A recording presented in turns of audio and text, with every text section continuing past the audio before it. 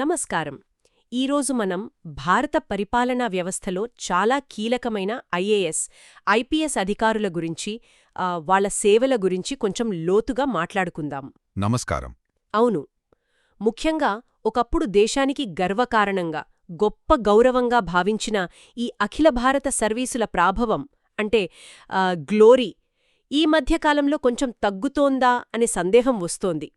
దీనిపై డాక్టర్ పెంటపాటి పుల్లారావు గారు రాసిన ఒక విశ్లేషణ ఉంది. దాన్ని ఆధారంగా చేసుకుని కొన్ని విషయాలు చర్చిద్దాం. అవునండి. నిజానికి బ్రిటిష్ వాళ్ల ఐసీఎస్, ఐపీ సర్వీసుల నుంచి మనకు వారసత్వంగా వచ్చిందిది. సర్దార్ పటేల్ గారు దీన్ని భారతదేశపు ఉక్కు చట్రం అంటే స్టీల్ ఫ్రేమ్ ఆఫ్ ఇండియా అన్నారు. అవును, విన్నాను. దేశ పరిపాలన ఎంత బలంగా ఉండాలి, ఎంత ఐక్యంగా ఉండాలి అనేదానికి అది పునాది అన్నమాట. స్వాతంత్రం వచ్చినప్పుడు కూడా గాంధీజీ లాంటి వాళ్లు వీరి అనుభవం దేశానికి అవసరమన్నారు. అయితే డాక్టర్ రావు గారి విశ్లేషణలో ఒక ముఖ్యమైన ప్రశ్న కనిపిస్తోంది. అదేమిటంటే, ఏఐఎస్ అధికారులు అంటే మన ఐఏఎస్, ఐపీఎస్ ఆఫీసర్లు కేంద్ర ప్రభుత్వ సర్వీసులకు అంటే ఢిల్లీకి వెళ్లే ధోరణి బాగా తగ్గిపోతోందట. ఒకప్పుడు అది చాలా ప్రెస్టీజియస్గా ఫీల్ అయ్యేవారు కదా, మరి ఇప్పుడు ఈ మార్పేంటి? ఇది వాళ్ల ప్రభావాన్ని తగ్గిస్తోందా? అవును, ఆ విశ్లేషణలో ఇదే కీలకమైన పాయింట్. చూడండి, సాంప్రదాయం ప్రకారం ఈ అధికారులు తమ సర్వీస్లో కొంతకాలం ఢిల్లీలో అంటే కేంద్ర ప్రభుత్వంలో పనిచేయాలి. ఎందుకు? అది వాళ్ల కెరీర్ ఎదుగుదలకే కాదు, దేశానికి కూడా అవసరం. అక్కడ పనిచేస్తేనే వారికి జాతీయ స్థాయి సమస్యలపై ఒక అవగాహన వస్తుంది. అంటే కేవలం రాష్ట్రానికే పరిమితం కాకుండా అన్నమాట. కరెక్ట్. అంతేకాదు, రాష్ట్రాల్లో ఉండే కొన్ని అంటే స్థానిక రాజకీయ ఒత్తిళ్లు లేకపోతే ఇతర ఒత్తిళ్ల నుంచి కొంచెం బయటపడి నిష్పాక్షికంగా ఉండడానికి కూడా ఇది హెల్ప్ చేస్తుంది.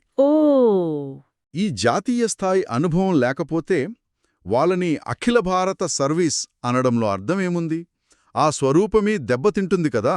అంటే ఇప్పుడు చాలామంది అధికారులు రాష్ట్రాలని అంటిపెట్టుకునే ఉంటున్నారని, ఢిల్లీకి వెళ్లడానికి అంతగా ఇష్టపడటం లేదని మీరంటున్నారు. అవును, ఆ ట్రెండ్ కనిపిస్తోంది. మరి దీనివల్ల ఆ ఉక్కు చట్రం బలహీనపడే అవకాశముందా? అంటే నష్టాలేంటి? ఖచ్చితంగా బలహీనపరిచే అంశమే అది. ప్రధానంగా 2 సమస్యలున్నాయి. ఒకటి, ఆఫీసర్లు ఎక్కువ కాలం ఒకే స్టేట్లో ఉంటే అక్కడుండే లోకల్ పొలిటీషియన్స్తో, బిజినెస్ వాళ్లతో కొంచెం ఎక్కువ సంబంధాలేర్పడతాయి. దానివల్ల వాళ్ల నిష్పాక్షికత అంటే స్వతంత్రంగా నిర్ణయాలు తీసుకునే కెపాసిటీ అది ప్రశ్నార్థకమవుతుంది. ఆ ఆర్టికల్లో కూడా చెప్పారు కదా, కొందరు అధికారులు ముఖ్యమంత్రులకు ఫేవరెట్స్గా మారుతున్నారని. అవును, కీలక పోస్టింగ్లు పొందుతున్నారనే ఆరోపణలున్నాయి. సరిగ్గా, అది ఒక సమస్య. మరి రెండవ సమస్య ఏంటి? రెండవది ఇంకా ఫండమెంటల్ ఇష్యూ. వాళ్లు ఒకే రాష్ట్రానికి అతుక్కుపోతే వాళ్లని అఖిల భారత సర్వీస్ ఆఫీసర్ అని ఎందుకు పిలవాలి? వాళ్ల సర్వీస్ కేవలం స్టేట్కే కదా పరిమితమవుతోంది. అంటే స్టేట్ సర్వీస్ ఆఫీసర్లుగా మార్చేయాలనే వాదన కూడా వస్తుందంటారా? ఆ వాదన కూడా ఉంది. బేసిక్కలీ వాళ్లకున్న ఆ ప్రత్యేకత, ఆ ప్రాముఖ్యత తగ్గిపోయే ప్రమాదముంది. అయితే ఈ పరిస్థితికి కేవలం అధికారులనే తప్పుపట్టలేమో అని కూడా ఆ విశ్లేషణలో ఉంది కదా. నిజమే. కేంద్ర ప్రభుత్వం కూడా ఢిల్లీకి పిలిపించుకునేటప్పుడు వాళ్ల ప్రతిభ, రికార్డ్ అన్నీ చూస్తుంది కదా, అందరినీ పిలవరు కదా. మీరు చెప్పింది చాలా కరెక్ట్ పాయింట్. కేంద్రం ఖచ్చితంగా మెరిట్, పర్ఫార్మెన్స్, ఇంటెగ్రిటీ ఇవన్నీ చూసే సెలెక్ట్ చేస్తుంది. సో ఢిల్లీ పోస్టింగ్స్ రాకపోవడానికి అధికారుల విముఖత మాత్రమే కాదు, మరింకేంటి? ఇక్కడే రాష్ట్ర ప్రభుత్వాల పాత్ర కూడా చాలా ముఖ్యం. వాళ్లు తమ కేడర్లోని మంచి ఆఫీసర్లను, సమర్థులైన వాళ్లని కేంద్ర సర్వీసులకు వెళ్లేలా ఎంకరేజ్ చేయాలి. అంటే స్టేట్ గవర్నమెంట్స్ కూడా ప్రోత్సహించాలన్నమాట. అవును, తమిళనాడు, కేరళ, మహారాష్ట్ర లాంటి కొన్ని రాష్ట్రాలు ఈ విషయంలో కొంచెం ముందున్నాయని ఆ ఆర్టికల్లో ఉంది. వాళ్లు తమ ఆఫీసర్లను ఢిల్లీకి పంపడానికి ఇంట్రెస్ట్ చూపిస్తున్నారు. దీనివల్ల లాభమేంటి? లాభం ఏంటంటే ఆ అధికారికి నేషనల్ లెవెల్ ఎక్స్పోజర్ వస్తుంది, మంచి అనుభవం వస్తుంది. వాళ్లు తిరిగి రాష్ట్రానికి వచ్చినప్పుడు ఆ ఎక్స్పీరియన్స్ స్టేట్కి కూడా ఉపయోగపడుతుంది కదా. అవును, కరెక్టే. సో ఇది అటు అధికారికి, ఇటు రాష్ట్రానికి, చివరికి దేశానికి కూడా మంచిది.